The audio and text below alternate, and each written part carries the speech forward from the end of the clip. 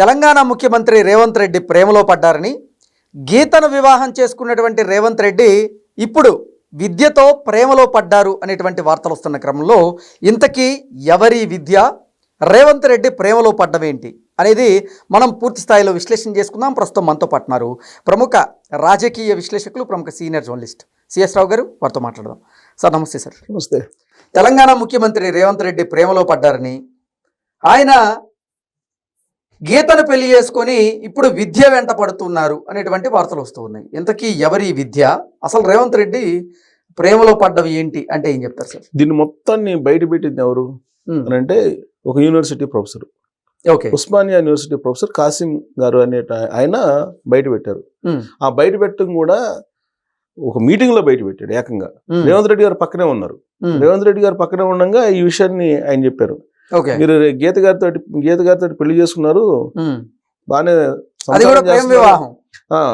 మీరు సంసారం చేస్తున్నారు, బ్రహ్మాండంగా ఉంది, మరి విద్య సంగతి ఏంటి, విద్యను మీరు ప్రేమించారు కదా అని చెప్పి ఆయన ఒక మాట మాట్లాడారు. దాంతో అక్కడ ఉండేటువంటి వాళ్ళు విద్య ఎవరు, అసలు ఏంటి ఈయన ఇలా మాట్లాడారు, రేవంత్ రెడ్డి గారు పక్కనే ఉన్నారు, ఆయనేమో వింటున్నారు, అసలు ఏంటి అనేది అందరూ అసలు ఆశ్చర్యపోయారు. ఆశ్చర్యపోయినప్పుడు ఆయన అలా కొద్దిసేపు చెప్పి ఆ మాట చెప్పి ఆయన చిన్న సెటైర్ చేశారు. ఆయన ఎందుకు, ఎప్పుడు, ఎలా అని అంటే ఉస్మానియా యూనివర్సిటీకి వెళ్ళారు రేవంత్ రెడ్డి గారు. గతంలో ఒకసారి వెళ్ళారు. వెళ్ళినప్పుడు మీకు ఉస్మానియా యూనివర్సిటీలో మీకు ఏం కావాలో అడగండి, నేను చేసి పెడతాను అని చెప్పన్నారు. అప్పుడు వాళ్ళు ఏదో 100 కోట్లు 200 కోట్లు అడిగారు అక్కడ ఉండేటువంటి యూనివర్సిటీలో ఉండేటువంటి వాళ్ళు. అడిగితే మనది ధనిక రాష్ట్రం, ఆ స్థాయిలో మీరు అడగండి, అంతే తప్ప 100-200 కోట్లు నేను 1000 కోట్లు ఇచ్చేస్తానని చెప్పాను. 1000 కోట్ల రూపాయలు ఇస్తూ జీవో ఇచ్చేసి 1000 కోట్లు అలాట్ చేసేసి యూనివర్సిటీకి వెళ్ళాడు ఆయన. యూనివర్సిటీలో రెండోసారి మీటింగ్ జరిగింది, నిన్న జరిగింది. నేను ఆ మీటింగ్లో స్టూడెంట్స్, అక్కడ ఉండేటువంటి ఎంప్లాయీస్ అందరూ కొన్ని వందల మంది పార్టిసిపేట్ చేశారు. ఆడిటోరియంలో ఉన్నారు, ఓపెన్ ఆడిటోరియంలో మీటింగ్ పెట్టారు. ఓపెన్గా పెట్టినప్పుడు రేవంత్ రెడ్డి గారు యూనివర్సిటీకి సంబంధించి ఏం కావాలని నేను చేస్తాను, అమెరికా యూనివర్సిటీ తోటి ఉస్మానియా యూనివర్సిటీ పోటీ పడాలి అని చెప్పి 1000 కోట్లు మీరు ఇస్తున్నాను, ఇంకా కావాల్సింటే ఇన్నైనా ఇస్తాను అని చెప్పి యూనివర్సిటీలో వీసీలని నియమించాలి. ఆ నియామకంలో మంత్రులు ఇన్వాల్వ్ అయినా, ఎవరు చెప్పినా మీరు వినొద్దు, ఎవరు టాలెంట్ ఉన్నారో, ఎవరు యూనివర్సిటీని అద్భుతంగా నడపగలరో వాళ్ళకే వీసీలుగా ఇవ్వండి. ఒకవేళ ఎవరైనా మంత్రులు కానీ ఎమ్మెల్యేలు కానీ మీ దగ్గర ప్రెజర్ చేస్తే మంచినీళ్ళు ఇచ్చి పంపించేసేయండి, అంతే తప్ప వాళ్ళ మాట మీరు వినొద్దు అని చెప్పి అక్కడ ఉండేటువంటి ఆ కమిటీ వేస్తారు, వీసీలు నింపుకునేదని కమిటీ.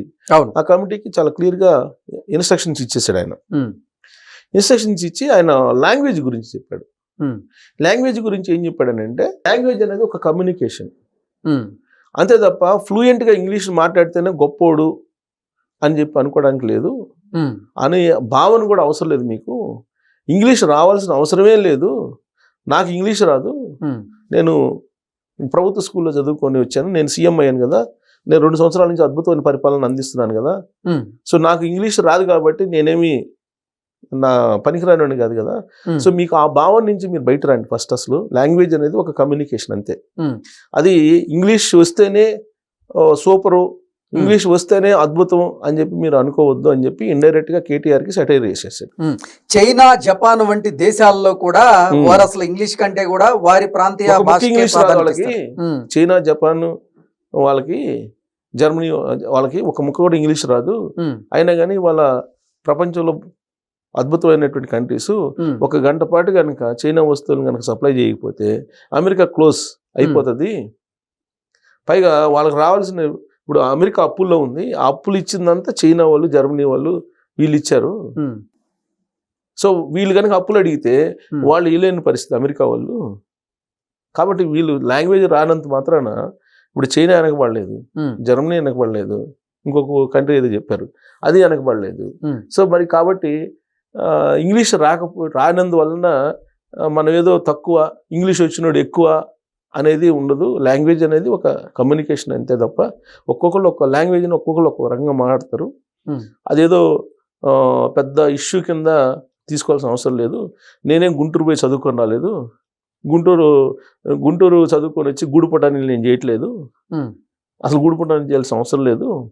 గుంటూరులో చదువుకొని వచ్చి గూడుపటాన్ని చేసేటువంటి బ్యాచ్ ఉంది ఇక్కడ.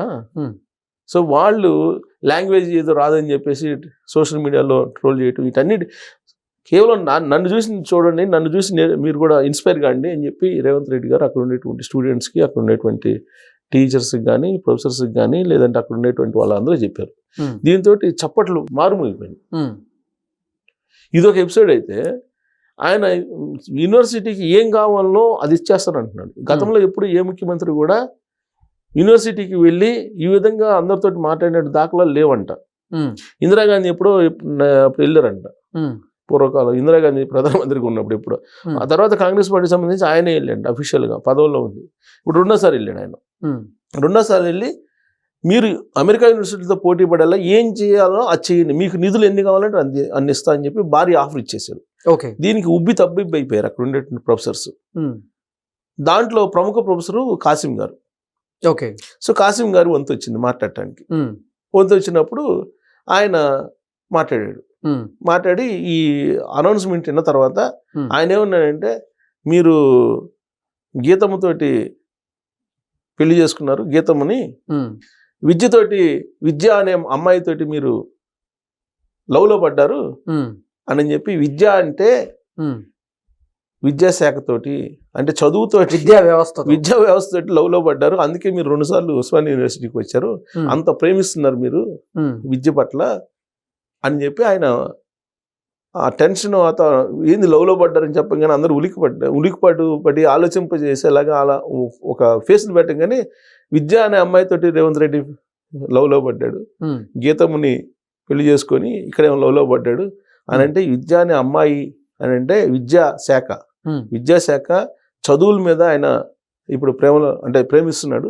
చదువులను ఎక్కువగా ప్రమోట్ చేయాలి, చదువుకుంటే కనుక మొత్తం తెలంగాణ సమాజం మొత్తం కూడా మారిపోయే అవకాశం ఉంది. లేటెస్ట్గా వస్తున్న టెక్నాలజీని అందిపుచ్చుకోండి, కరికులాన్ని మార్చేసేయండి, విద్యాభ్యాసం సంపూర్ణంగా సంస్కరణ చేయండి, మీకు ఎలాంటి సహాయం కావాలో అలాంటి సహాయం అందిస్తాను, ఎంత డబ్బు కావాలంటే ఎన్ని నిధులు కావాలంటే అందిస్తాను. మన రాబోయేది $1 ట్రిలియన్ మనం రీచ్ కాబోతున్నాము పెట్టుబడుల విషయంలో. కాబట్టి పెట్టుబడులు కాదు, అసలు ఆర్థిక వ్యవస్థ మనం రాబోయే 2047కి మనం కీలకంగా కాబోతున్నాము. భారతదేశంలో మొత్తం GSDPలో 10% మందే ఉండే అవకాశం ఉంది. కాబట్టి మీరు ఎక్కడా తగ్గద్దు, మీకు విద్య పట్ల ఏది కావాలంటే అది చేస్తాను అని చెప్పినప్పుడు, అంతగా ఆయన ప్రేమిస్తున్నాడు విద్యా వ్యవస్థని, విద్యా రంగాన్ని ఆయన అంతగా ప్రేమిస్తున్నాడు అని చెప్పడానికి ఈ విద్యానామ్మాయితోటి లవ్లో పడ్డాడు రేవంత్ రెడ్డి అంటే, అంత ప్రేమిస్తున్నాడు విద్యారంగాన్ని. ఆ విద్యారంగాన్ని మరింత పటిష్టంగా అభివృద్ధి చేయడానికి, దాని నాణ్యమైనటువంటి విద్యను అందించడానికి, ఇప్పుడు తరాన్ని ప్రపంచంతో పోటీ పడేలాగా ఈ విద్యారంగాన్ని సంస్కరించాలి అనేటువంటి ఆలోచనని వాళ్ళకి చెప్పారు. అప్పుడు ఈ మాట ప్రొఫెసర్ కాసిం గారిని ఆయన ఇలా అన్వయించారు, అందరికి అర్థమయ్యేటట్టు.